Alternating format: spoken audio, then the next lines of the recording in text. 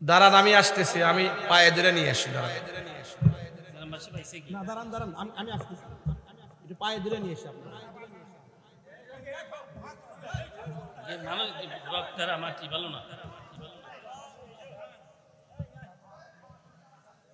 অনুরোধ করছি সব ঘোরাফেরা করে ফেলে।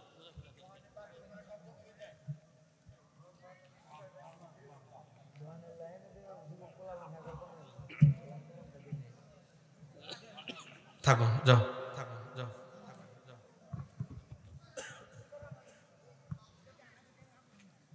মাশাআল্লাহ, মাশাআল্লাহ। তুমি যখন দুনিয়ায় আসলা, আসার পরপরই আমি আল্লাহ তোমার মায়ের দুই স্তনের মধ্যে দুধের ব্যবস্থা করলাম। এমন দুধ, দুই দুধে 18টা ছিদ্র, 18 রকমের ভিটামিন। আমি আল্লাহ এমন দুধ সিটিং করলাম, যাহা এত গরম না খাইলে তোর ঠোঁট পিড়ে যাবে, এত এত তিতা না যা তুই খাইতে পারবি না, এত মিঠা না যা তুই খাইতে পারবি না, আবার এত গরমও না তোর ঠোঁট পিড়ে যাবে, আবার এত পাতলাও না তোর পেট ভরবে না। আমি আল্লাহ এমন দুধ বানাইলাম, 18 রকমের ভিটামিন দিয়ে তোকে দুধ বানাইলাম তোকে খাওয়ার জন্য। বুঝে থাকলে বলেন তো, এত সুন্দর সুমিষ্টি দুধ মায়ের বুকে দিল কে? আপনারা সবাই কেমন আছেন?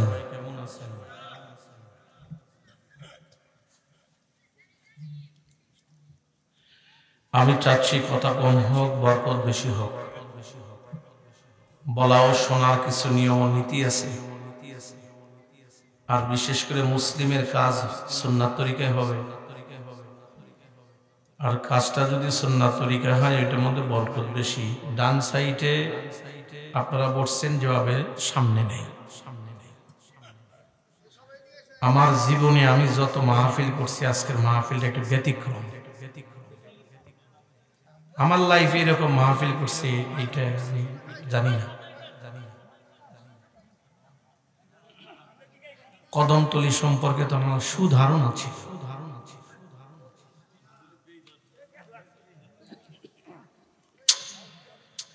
বাজান এখানে এইদিকে আসেন, বাজান এখানে আসেন, এখানে আমার সামনে আসেন, আমি দেখবো আপনাদেরকে।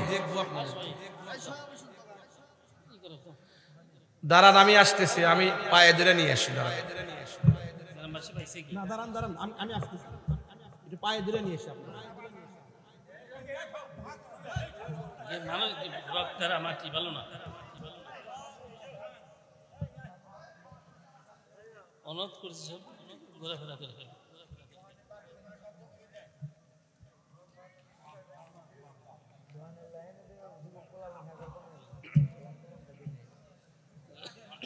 থাকো, যাও।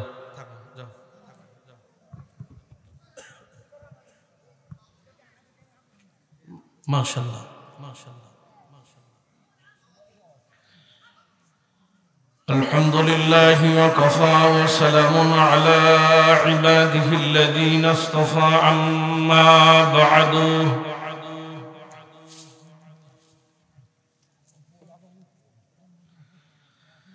فقد قال الله تعالى في كلامه القديم الفرقانه الحميد: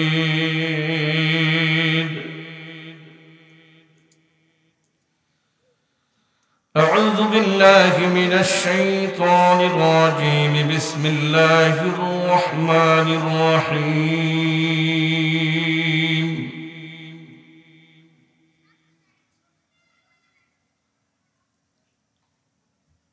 فإن الله يحب المتقين.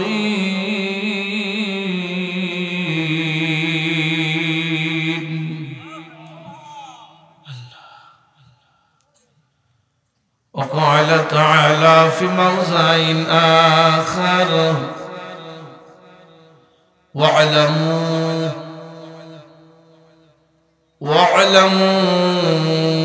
أن الله مع المتقين.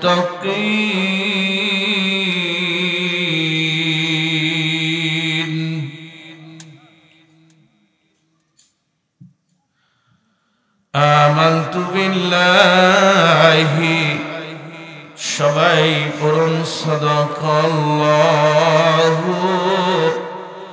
মাওলানাল আযীম ওয়া ক্বালা রাসূলুল্লাহি মুহাব্বাতান বলুন সাল্লাল্লাহু আলাইহি ওয়াসাল্লাম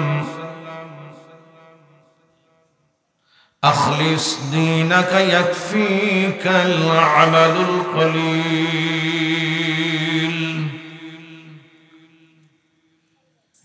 إن الله وملائكته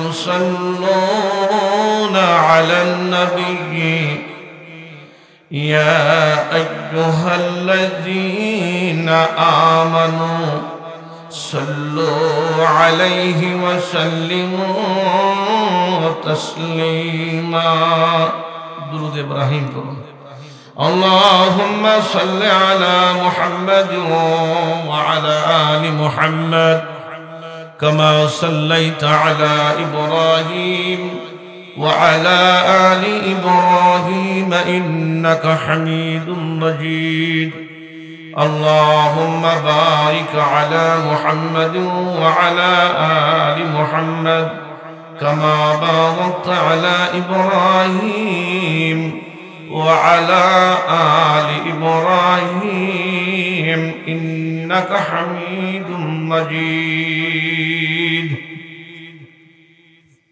جناب صاحب صدر ঐতিহ্যবাহী ইমদাদুল উলুম কওমিয়া হাফিজিয়া কদমতলী মাদ্রাসা কর্তৃক আয়োজিত ঐতিহাসিক ১৪তম বার্ষিক ওয়াজ মাহফিলের সবার মধ্যমণি পরম শ্রদ্ধেয় শ্রদ্ধাভাজন সম্মানিত সভাপতি প্রধান অতিথি জাতির শ্রেষ্ঠ সন্তান বুজুর্গ হযরত উলামায়ে কিরাম বিশেষ করে আমার পূর্বে যারা অত্যন্ত অতীব জরুরি সুরালিত কণ্ঠে বয়ান করেছেন হযরত উলামায়ে কেরাম আল্লাহ পাকের কাছে দোয়া করি আল্লাহ সকল আলোচককে ইখলাস নিয়ে আলোচনা করার তৌফিক দান করেন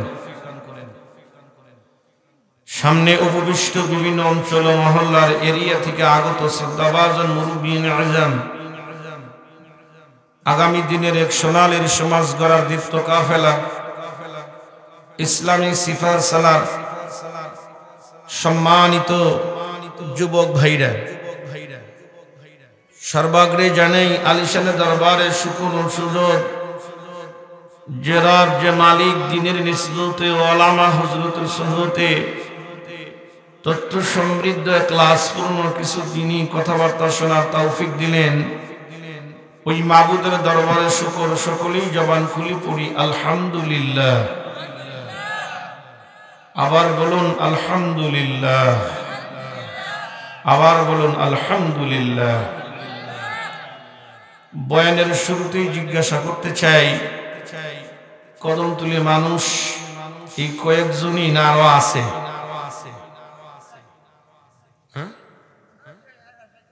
শেষ রাতে আসবে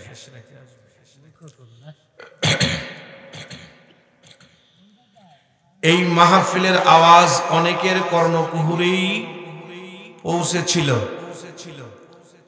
মাইকিং ব্যানার পোস্টার সকলেই জেনেছিল জানা সত্ত্বেও অনেকেরই আসার সুযোগ ছিল সুযোগ থাকা সত্ত্বেও আসতে পারেনি আবার আপনারা যারা এখানে আসছেন আপনাদেরও যাওয়ার সুযোগ রয়ে গেছে সুযোগ থাকা সত্ত্বেও আপনারাও যাইতে পারেননি ব্যাপার হলো তারা আসতে পারে না কেন আপনারা যাইতে পারেন না কেন জবাব হলো নিঃসন্দেহে থাকেন আপনারা যারা এখানে হাজিরা ইচ্ছায় বা অনিচ্ছায় দিয়েছেন আপনি আসেন নাই আপনাকে আনা হয়েছে আপনি বসেন নাই আপনাকে বসানো হয়েছে কে বসাইছে বলে আপনাদের প্রত্যেকের মাথার উপর একটা রহমতের হাত আছে সুবহানাল্লাহ আমি যদি আল্লাহর কসম খায়া বলি আমার গুনাহ হবে না আপনারা যারা এই জায়গায় আসছেন আপনারা কত দামি নিজেরাও জানেন না আপনারা কত দামি আপনারা নিজেরাও জানেন না। হুজুর কেমন দামি বলেন তো? আপনাদের দাম বোঝানোর আগে আমি একটা উদাহরণ পেশ করতে চাই। আপনারা জানেন পৃথিবীতে মেহমান যত দামি হয় তার আগমনে আয়োজনটাও তত ভিআইপি হয়। কথা কয় না? আমি এই জায়গায় আসছি বয়ান করার জন্য। এই জায়গায় যদি চরমনাই হযরত আসতেন আয়োজন কম হতো না বেশি হতো? এই জায়গায় যদি আমার শেখ মুর্শিদ আল্লামা রসুলপুরি হযরত বেঁচে থাকতেন, উনি যদি আসতেন আয়োজনটা কম হতো না আরো বড় হইতো? আল্লাহ, আমাদের বড়রা যারা আছেন তারা আসলে আয়োজন আরো ভিআইপি হয়। আরো সহজ করে বুঝাই, আপনাদের ওয়ার্ডের মেম্বারকে যদি আপনারা সংবর্ধনা দিতে চান, এই জন্য আপনারা যে আয়োজনটা করবেন, চেয়ারম্যান আসলে নিশ্চয় কম করবেন। চেয়ারম্যান আসলে যে পরিমাণে আয়োজন করবেন, নিশ্চয় এমপি আসলে আরো কম করবেন। এমপি আসলে যে পরিমাণ আয়োজন করবেন, মন্ত্রী আসলে মনে হয় করবেনই না। আহারে, মন্ত্রী আসলে যে পরিমাণ করবেন, প্রাইম মিনিস্টার প্রধানমন্ত্রী আসলে, এটা কিন্তু নিয়ম। আর মেহমান যত দামি হয় তার আদর আপ্যায়নটাও একটু কোয়ালিটি বা দামি, একটু ভালো আয়োজন করার সাধ্য অনুযায়ী চেষ্টা করে। আমি একটা প্রোগ্রামে ছিলাম, যাওয়ার পরে কমিটির লোকজন আমাদের হালকা নাস্তা দিল, যুবকদের প্রোগ্রাম। এখন হালকা নাস্তা যা দিছে গুনে দেখি প্রায় 35 রকমের। কমিটির লোকজন কয় হুজুর এটা হালকা। চিন্তা করলাম হালকাই যদি এই হয়, বাড়ি কি না জানি ট্রাক দিয়ে নিয়ে আসবে।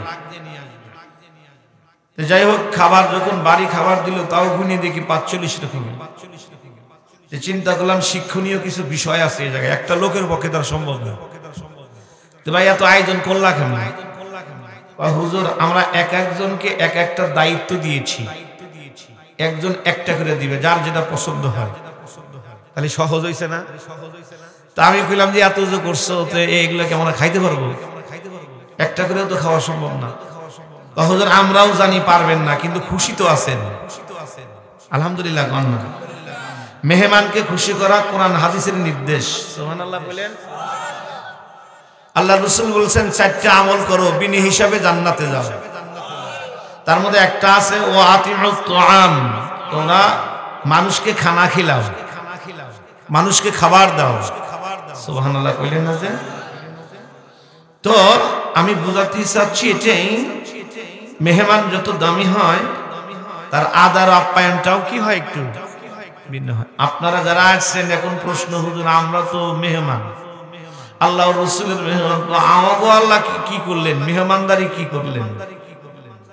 এখানে যারা এসেছেন আল্লাহ তাআলার পক্ষ থেকে প্রথম মেহমানদারি হলো জীবনের গুনাহগুলো মাফ। আরো জোরে কোন। আমার সামনে যারা বসছেন মানুষই বসছেন, আলহামদুলিল্লাহ কোন।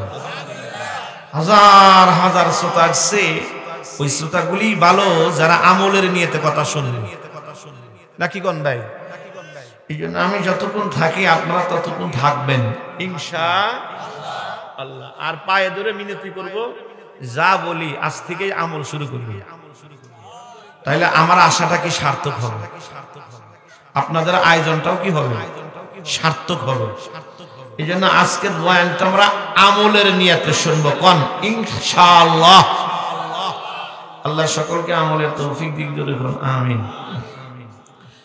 তো মুসলমান ভাইরা আমার, আপনারা যারা এই জায়গায় আসছেন আল্লাহর পক্ষ থেকে প্রথম পুরস্কার হলো জীবনের গুনাহ মাফ। সুবহানাল্লাহ বলেন। এই মাইকটা একটু ওইদিকে দাও, 1 ইঞ্চি ওইদিকে দাও, ওইদিকে হাম টানতেছে।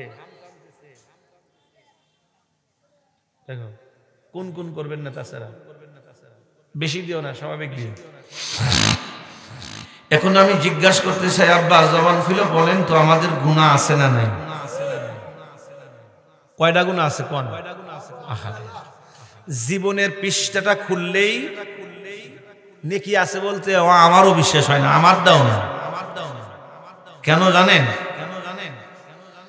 আমি বিগত বছরে একটা মাহফিল ডাকা আমি আর উজানি পিসাব, বাস এভাবে রাখো। তো হুজুরের আগদা আমি বয়ান করতেছি, বয়ান করে আমি রুমে গিয়ে হুজুরকে বলছি, হুজুর আজকে মাহফিলে অনেক লোক হয়েছে। হুজুর আমারে ডাক দেখো, বাবা জান লোক অনেক হয়েছে কিন্তু মানুষ কম হয়েছে। আমার কথা মনে বোঝে নাই আপনারা? লোক কিন্তু মানুষ,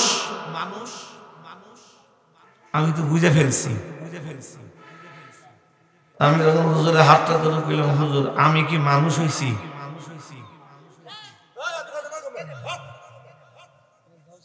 আল্লাহ রহম করো। হুজুর আমি কি মানুষ হইছি? হুজুর আমারে কইল যে তুমি চেষ্টা করো। তখন আমি বুঝলাম যে আমিও মানুষ হইনি। হাইছেন না, কথাটা বোঝেন?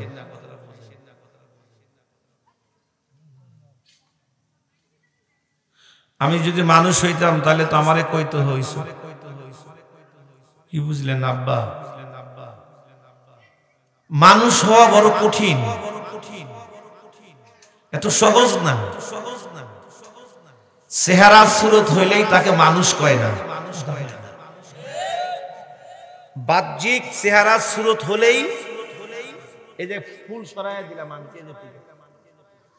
আসলে কি এটা ফুল? কাগজের ফুল দেখতে যতই সুন্দর হোক, আসলে ওই যে রাত্রের বেলা একটা ফুল ফুটে ছোট্ট ছোট্ট কিন্তু সুগ্রাম, নাম কি? বলেন তো, ওই হাসনা হেনার দাম আছে না নাই? যাকে আদর যত্ন করে বাড়ির মালিক বাড়ির আঙ্গিনায় আপনার রোপণ করে সুঘ্রাণ পাওয়ার জন্য। এই জন্য কাগজের ফুল যতই সুন্দর হোক বাবা, দেখতে আসলেই প্রকৃত পক্ষে ওইটা কি না রে বাপ, ফুল না। সুরাত হলেই মানুষ হওয়া যায় না। মানুষ একটা ভিন্ন জিনিসের নাম। মানুষ কাহাকে বলা হয়? বাজান দুটি জিনিস দ্বারা আল্লাহ মানুষ বানাইছেন। কয় জিনিস দ্বারা? একটা হলো সুরাত আর একটা হলো সিরাত, অর্থাৎ দেহ অবয়ব, আর একটা হলো রুহু। বাজান রুহু কেমন দেখা যায় এইটা কিন্তু কোরআন হাদিস যারা সুস্পষ্ট কোনো প্রমাণ নাই। নবীকে জিজ্ঞাসা করছিল মক্কার কাফেরেরা, হুজুর আমরা জানতে চাই রুহুটা কেমন দেখা যায়। আল্লাহ তাআলা সঙ্গে সঙ্গে আয়াত নাযিল করিয়া আমার নবীকে জানাইয়া দিলেন, ইয়াসআলুনাকা আনির রূহ কুলির রূহু মিন আমরি রাব্বি। নবী আপনাকে রূহ সম্পর্কে জিজ্ঞাসা করে, আপনি শুধু এতটুকু বইলা দেন রূহ আল্লাহর হুকুম। সুবহানাল্লাহ। জোরে বলেন, রূহ কার হুকুম? আল্লাহর হুকুম। আজরাইলকেও জিজ্ঞাসা করা হয়েছিল, ভাই রূহ যে আপনি কবজ করেন রূহটা দেখতে কেমন? তো আজরাইল কইছিল যে আমি কবজ করি ঠিকই, আমার হাতে যে আছে এটা বুঝি, কিন্তু কেমন দেখা যায় তা জানি না। আমার কথাটা কি বুঝতে পারছেন? তাহলে দুইটা জিনিস দ্বারা মানুষ, কোন কয়টা জিনিস? রূহ যদি না থাকে মানুষটা কয় লাশ। কি কয়? লাশ। এই জন্য যার ভিতর ভালো সে প্রকৃতপক্ষে মানুষ। বলেন কি ভালো? যদি তা না হবে তাহলে আমি জিজ্ঞাসা করতে চাই, আবু জেহেলও মানুষ, বেলালও মানুষ। কথা কয় না। বরঞ্চ বেলালকে দেখতে, বেলালের চেয়ে আবু জেহেলকে দেখতে আরো সুন্দর। শিক্ষা দীক্ষা নেতৃত্ব টাকা পয়সা ক্ষমতা সব দিক দিয়ে। আর বেলাল গরিব, কালো, হাফসি বোসা। আমি যদি আপনাকে জিজ্ঞেস করি, বাবা বলেন তো আসলে মানুষকে বেলাল না আবু জেহেল? বেলাল তো কালো। কি বুঝলেন তাহলে? তাহলে বোঝা গেল মানুষ একটা ভিন্ন জিনিসের নাম। চেহারা হলেই এ মুসলমান ভাইরা আমার, কথাটা খুব ভালো করে বুঝবেন। মানুষ এক ভিন্ন জিনিসের নাম। মানুষ কাহাকে বলা হয়? অর্থাৎ দুইটা জিনিস যাদের 100% কারেক্ট বা রাইট। এক নম্বর হলো রুহু অর্থাৎ সিরাত, আর একটা হলো সুরাত। সিরাত বলা হয় ভিতর, যার ভিতর সুন্দর ওই মানুষটাই প্রকৃতপক্ষে আসল মানুষ। আমি এখন জিজ্ঞাসা করতে চাই, জবান খুলে বলেন তো বাবা, আমাদের মানুষ হওয়া দরকার আছে না নাই? আমার আলোচ্য বিষয় মানুষ কেমনে হবে, এটাই আমার আলোচ্য বিষয়। আল্লাহ আমাকেও মানুষ বানাক, আপনাদেরকেও আল্লাহ কি বানাক? জোরে কোন আমি। আবার বলেন। এই জন্য বাজান, আব্বাজান, কলিজার টুকরা আমার বেটারা, আমি আপনাদের সকলের পা ধরে ধরে বলতেছি, জীবনে অনেক ওয়াজ শুনছেন, 14 বছর হলো মাহফিল হয়, 14 বছরই বয়ান শুনছেন। আজকের বয়ানটা একটু আল্লাহর হস্তে শুনুন, যাতে এই বয়ানগুলা শুনে একটু আমলে আসা যায়। যদি কোন আমিন। আল্লাহ, তো মানুষ কেমনে হওয়া যায় আপনাদেরকে একটু পরামর্শ দিতে চাই। তো মানুষ হওয়ার জন্য মোটামুটি আমি 2-3টা আমলের কথা বলবো। আল্লাহ পাক এই 3টা আমল যেন আমাদেরকে করার তৌফিক দেয়। যদি কোন আমিন। এই 3টা আমল যদি করি আমরা সত্যিকার অর্থেই মানুষ হব। আমিন। কারণ মানুষ হওয়াই লাগবে। জোরে কন মানুষ। এ ভাই, ওই ঘুমাইন না ভাই, ঘুমাইন না ভাই। সারাদিন মনে হয় পরিশ্রম করছেন। সারাদিন পরিশ্রম করছেন, সময় তো বেশি হয়ে কেবল শুরু করতেছি। এখন আপনারা ঘুমাইলে তাহলে আমিও শেষ। কারণ মোটামুটি যারা আছেন ভালোই আছেন, এরই মধ্যে যদি একজন ঘুমায় তাহলে একজন কমে গেল। কতক্ষণ না কে? এই জন্য আপনারা আমার দিকে তাকায় থাকেন, আমি দেখি চেষ্টা করবো আর কি, আমি যা পারি তাই চেষ্টা করবো, তাই না? তো জিজ্ঞাসা করতে চাই, মানুষ হওয়া দরকার আছে না নাই? তো মানুষ হইতে চাইলে 1 নম্বর গুনাহ ছাড়তে হবে। আমি জিজ্ঞাসা করতে চাই, আমাদের গুনাহ আছে না নাই? গুনাহ নিয়ে টেনশন করে নিও, গুনাহ নিয়ে তো ভাইবেন না। কারণ আমার আল্লাহ ভালো, আমার আল্লাহর চাইতে তো দরদ কারো নেই। বলে কেমন বুঝাইতেছি, এই দেখেন এই পৃষ্ঠা মনে করেন পুরাটাই গুনাহ। এই পৃষ্ঠাটা কি আমাদের পুরাটাই গুনাহ। আজকে যদি ক্লাস নিয়ে আসেন আর যদি আজ কইতেই পারেন আল্লাহ আমি আর গুনাহ করব না, বলতে সময় লাগবে, পৃষ্ঠা এমন হইতে সময় লাগে না। মালিক বলে এরকম লাগতেও আমার লজ্জা লাগে, যেহেতু আমার বান্দা। সুবহানাল্লাহ। কোন বানাইছি তো আমি, বলেন বানাইছি আমি তো, আমার বান্দা, আমার দরদ আছে না? মালিক কোরআনে বলে ইউবাদদিলুল্লাহ সাইয়্যাতিন হাসানা। বান্দা তওবা করছে, আমিও গুনাহ মাফ করছি, খাতাও পরিষ্কার হইছে। আবার এই পৃষ্ঠা আমি খালি রাখি না, আবার এই পৃষ্ঠাই নেকি দ্বারা সঙ্গে সঙ্গে ভরে দিই। আমি কিন্তু সান্ত্বনা দেওয়ার জন্য বললাম না, সরাসরি কোরআন থেকে বললাম। তাহলে আল্লাহ এমন এক রব, আল্লাহ এমন এক মালিক, যে আল্লাহ বান্দাকে মাফ করতে আনন্দ পায়। অত টেনশন করেন না, গুনাহ কোনো বিষয় না। বিষয়টা হলো তুমি তওবা করতে পারছো কিনা। গুনাহ যতই হোক, যদি তওবা করো তাইলে তার সমস্যা, আল্লাহ মাফ করে দিবে। যদি তওবা না করো তাইলে খালি মাপ না, খবরও আছে। কি ভাই, কি আছে? খবরও আছে। শোনেন, আজকে সবচাইতে জাটা দিও না, আজকে সবচাইতে বড় প্রবলেম হলো আমাদের গুনাহ। জোরে বলেন কি? বান্দা যদি গুনাহ শুধু ছাড়তে পারে, আল্লাহ পাক তাকে অজস্র নিয়ামত দিয়ে আল্লাহ ভরে দিবেন। যদি আল্লাহ নাও দেয় তাও মোটামুটি এই দুনিয়ায় 10টা পুরস্কার দেবে। সুবহানাল্লাহ। একটু জোরে কইলেন না? কয়টা পুরস্কার বলেন? কি ছাড়লে? বলেন বলেন, কি ছাড়লে? গুনাহ বর্জন করলে। আশরাফ আলী থানভী বলেন, ও বান্দা বাতাসের উপর দিয়ে উঠতেও পারবে, যদি শুধু গুনাহ ছাড়ে, কিন্তু জীবনটা তাকায় দেখেন আমাদের গুনাহ দিয়ে তো ভরপুর। বর্তমান গুনাহ এমন একটা বিষয়, মানুষ করতেও আনন্দ পায়, এখন কোনটা নেকি কোনটা গুনাহ এটাও বোঝে না। বরং বর্তমান জামানার মানুষ নেকির কাজে আশ্চর্য হয়, গুনার কাজে স্বাভাবিক থাকে। যদি ওয়াজ নসিহত শুনে কেউ দাঁড়িয়ে রাখে খাঁটি ওলি আল্লাহদের কাছে গিয়ে অথবা তাবলীগ জামাতে গিয়ে, অনেক মানুষ হায় হায় যুবক মানুষ তাই দাঁড়িয়ে রাখছে, দেখছেন দাঁড়িয়ে রাখলে আশ্চর্য হয়, একজন চাষে আশ্চর্য হয় না। কোন মেয়ে যদি হাত পায় মানে বোরকা পরিয়া মোজা লাগাইয়া কলেজে যায়, অপর মহিলারা হাই হাই কলেজে পড়িস তা বোরকা পরিস, দেখছেন বোরকা পরবে এটা নিয়ম, একজন পড়লে আশ্চর্য হয় আর একজন পরে না, এই জন্য আশ্চর্য হয় না। এই বয়সে নামাজ, দেখছেন কি আজীব পাগল মানুষ। নেকের কাজে আশ্চর্য হয়, গুনার কাজে কি থাকে স্বাভাবিক থাকে। আব্বাজান, তুই যদি প্রকৃত মানুষ হতে চান, এক নম্বরই যে আমলটা গুনাহ বর্জন কর, যাবতীয় গুনাহ। কেন করবেন বলেন?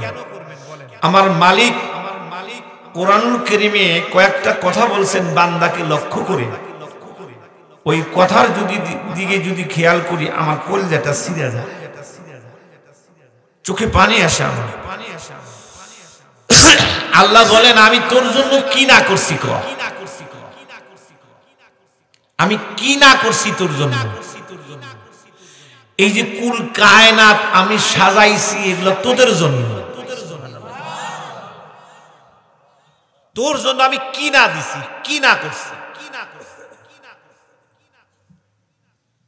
আমি আশ্চর্য হই, বাবা মার কাছে অন্যায় করলে পৃথিবীতে বাবা মারছে আপনার কে আছে? এও মা কয় তুই আমার বাসার থেকে নেমে যা, বাবাই কয় নেমে যা। হাই রে, এত গুনাহ করলাম, আল্লাহ কোনোদিন বললো না আমার জমিন থেকে আসবে না। আপনাদের গ্রামে একজনও বেনামাজি নাই? একজনও নাই? এখানেও আছে, সাথে করে নিয়েও হয়েছে। আপনি লজ্জা করে না যে আপনি এগুলা খান? শরম নাই আপনার? এটা খান কে? আল্লাহ পাক এই মুখটা মায়ের পেটে পবিত্র রাখছিলেন, এটা আপনি খাইলেন, এটা আপনি সাধারণ জ্ঞানী কি করেন?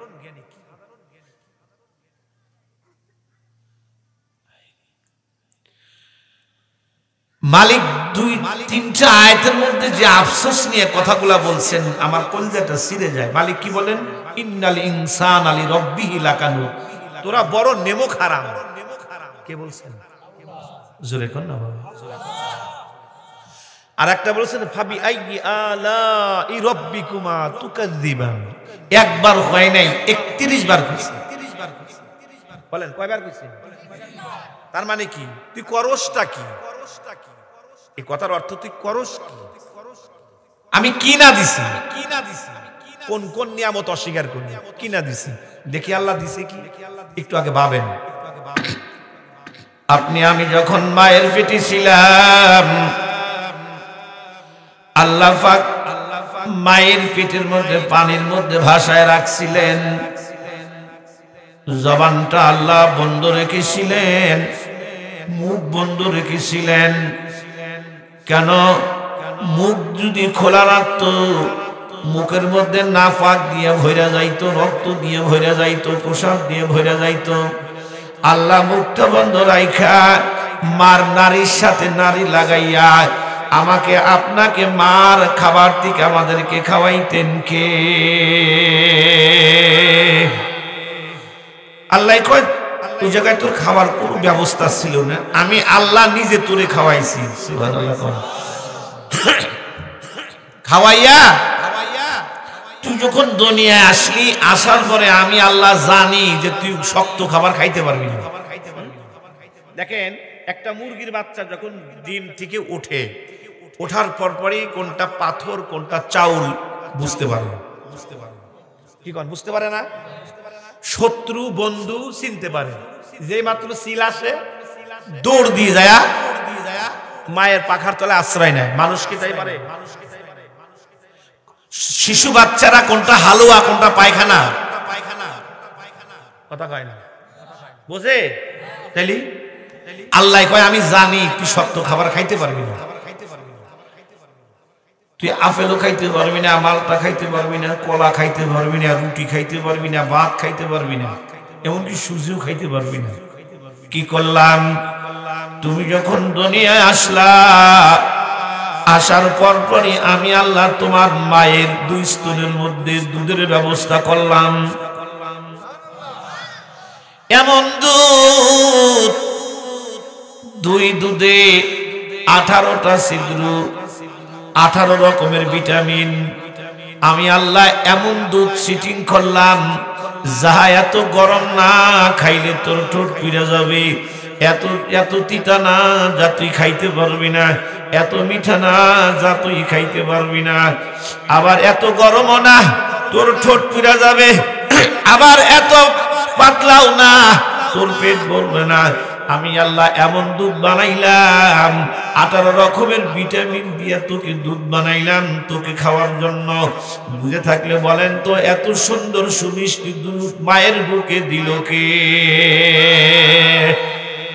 আল্লাহ কয় আমি জানি তুই যখন একটু বড় হইছস এখন তোর অনেক কিছু প্রয়োজন।